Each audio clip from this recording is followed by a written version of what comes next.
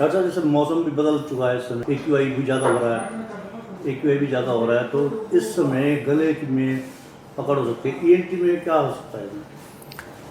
नमस्कार बुटानी जी, ये जो टाइम होता है दिवाली के पहले का, जब अचानक से मौसम में चेंज आता है, टेम्परेचर नीचे जाता है, नए फ्लावर्स खिलते हैं, एयर कंपोजिशन बहुत चेंज होता है, स्मॉग बहुत हो जाता है, जो एवरेज पॉल्यूशन इंडेक्सेस हैं वो सब वर्सन हो जाते हैं, तो लोअर एयर में एलर्जेंस और पॉल्यूटेंट्स की मात्रा नॉर्मल दिनों की अपेक्षा काफ़ी ज़्यादा हो जाती है। और हल्की ठंड रहने की वजह से मॉर्निंग आवर्स में जब तक धूप नहीं निकलती है, ये लोअर एयर में कंसनट्रेटेड रहते हैं।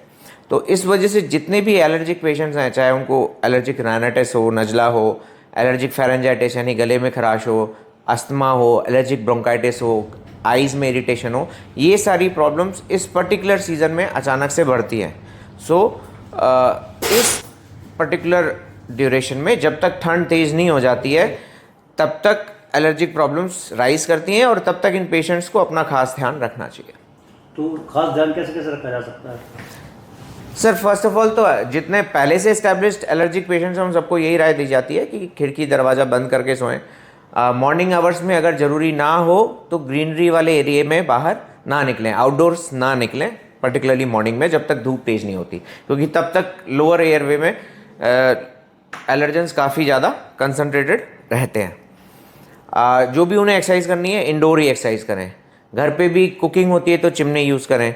ड्राई डस्टिंग वाले एरिया को अवॉइड करें, गीले कपड़े से मिट्टी पहुँच लें। घर में अगर कारपेट्स हैं तो वो हटा दें, क्योंकि ये सब वो चीज़ें होती हैं जो आपको एलर्जेंस का एक्सपोजर बढ़ाती हैं। जैसे दिवाली की सफाई का अभियान शुरू हुआ, एक महीना पहले सफाई करना शुरू कर देते हैं लोग घरों में, तो उस दौरान भी ऐसे पेशेंट को खतरा होता है?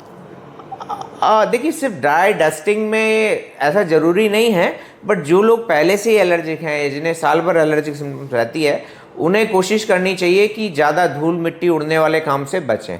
अगर करना भी पड़ रहा है तो आप नाक पे साफ रुमाल और मास्क बांध के ये काम कर सकते हैं। कोशिश कीजिए कि वेट क्लीनिंग हो, आप गीले कपड़े से ज़्यादा गंदगी साफ़ कर दें बजाय कि धूल मिट्टी उड़ाने के। वो भी काफ़ी हद तक आपको प्रोटेक्ट कर लेंगी। जैसे धूल मिट्टी उड़ती है या उससे बचने के लिए क्या गॉगल्स का कुछ भाप वगैरह या ऐसा कुछ? नहीं, देखिए, गॉगल्स तो आपको आइज़ को प्रोटेक्ट करने के लिए हैं। अब धूल मिट्टी से तो नहीं बचा जा सकता, और एलर्जिक प्रॉब्लम धूल मिट्टी से होती भी नहीं है।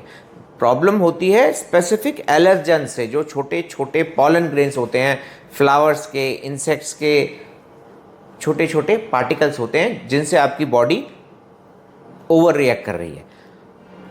धूल मिट्टी के साथ साथ ये डिस्पर्स होते हैं, तो आप ये कह सकते हो कि ये सैंड के साथ साथ ये एलर्जेंस हवा में घूमते रहते हैं। इसीलिए जब धूल उड़ती है तो वो आपका एक्सपोजर इन एलर्जन से बढ़ जाता है। जनरली डायरेक्ट एलर्जी डस्ट से बहुत कम लोगों को होती है। अच्छा, कोई योग या वैसा कुछ कर सकते हैं? सर, योग तो जो आप पहले से कर रहे हैं for health is good, but इसका डायरेक्ट कोई भी कोरिलेशन एलर्जिक सिंड्रोम से नहीं है। अच्छा, खान पान का जैसे च्यवनप्राश या ऐसे कुछ चीज़ें हैं? खाइए सर, कोई आपकी इम्यूनिटी लेवल्स का, आपके खान पान का डायरेक्ट कोरिलेशन किसी भी एलर्जिक प्रॉब्लम से नहीं होता है।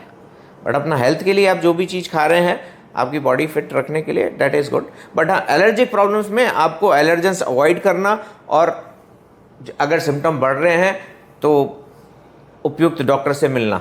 जैसे आपको नाक ज़्यादा बह रही है, छींकें आ रही है, नाक से बलगम गले में गिर रहा है, गले में खराश हो रही है, सूखी खांसी हो रही है, चेहरे पे, आँखों में, सब में खुजली हो रही है, इस सब चीज़ में आपको एक ENT स्पेशलिस्ट को दिखाना चाहिए। अगर सांस में बहुत ज़्यादा दिक्कत है, जो अस्थमैटिक्स हैं, उसमें चेस्ट फिजिशियन का भी रोल होता है।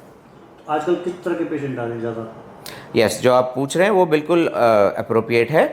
इस टाइम सबसे ज़्यादा patients allergic rhinitis, allergic pharyngitis, allergic cough, इसी चीज़ के आ रहे हैं, बिकॉज सडन टेम्परेचर चेंज की वजह से AQI जो पॉल्यूशन पैरामीटर्स हैं वो भी बढ़ गए हैं। तो टिपिकली इस सीज़न में सबसे ज़्यादा एलर्जिक प्रॉब्लम्स ही आती हैं। वायरल प्रॉब्लम्स भी चल रही हैं, अभी बीच बीच में कुछ फीवर, डेंगू के केसेस भी आ रहे हैं। मम्स के केसेस अब की बार बहुत आ रहे हैं। मम्स जनरली बच्चों की बीमारी होती है जिसमें एक साइड गाल में सूजन आती है, जो पैरोटिड ग्लैंड होता है जिसमें थूक बनता है, उसमें स्वेलिंग रहती है। पर जनरली मम्स एक ही बार होता है, दोबारा नहीं होता। और अब तो मम्स की वैक्सीन भी लगती है, MMR वैक्सीन। बट इस साल खास बात मैंने ये देखी है कि मम्स बड़े लोगों को भी बहुत ज़्यादा अफेक्ट कर रहा है, विच इज़ नॉट कॉमन। ये कॉमन नहीं है, पर अभी मैं रोज के 2 से 3 पेशेंट मम्स के देख रहा हूँ जिसमें सूजन गाल के एक हिस्से में शुरू होती है, फिर नीचे आते हुए दूसरी तरफ भी आ जाती है, साथ में तेज बुखार रहता है और इस कंडीशन में पेशेंट को 8 से 10 दिन तक काफ़ी दर्द और परेशानी झेलनी पड़ती है। अच्छा, नॉर्मल पेशेंट है, कुछ ज़्यादा नहीं है प्रॉब्लम, लेकिन फिर भी आप सजेशन क्या देते हैं गाल फुलाने के? सर नहीं, नॉर्मल मम्स के पेशेंट में कुछ अगर बहुत हल्की स्वेलिंग और हल्का बुखार है तो सिर्फ बुखार की दवाई की ज़रूरत है, दैट्स इट। पर अगर स्वेलिंग बहुत ज़्यादा बढ़ गई है, निगलने में दिक्कत है, तो फिर आपको डॉक्टर को दिखाना चाहिए। जो आप देख रहे हैं YouTube channel, Facebook page, Instagram और ट्विटर हैंडल, इसको आप लाइक फॉलो अवश्य करें और कमेंट बॉक्स में जाकर एक प्रतिक्रिया अवश्य दें। वोकल फॉर लोकल के लिए हमें आपका इतना सा सहयोग जरूरी है। धन्यवाद। जय हिंद, जय भारत। हम आपसे अनुरोध इसलिए भी करते हैं क्योंकि अगर आप ऐसा नहीं करेंगे तो लोकल चैनल कैसे आगे बढ़ेगा। मेन स्ट्रीम मीडिया के मुकाबले में लोकल चैनल ही आपका हितकर है।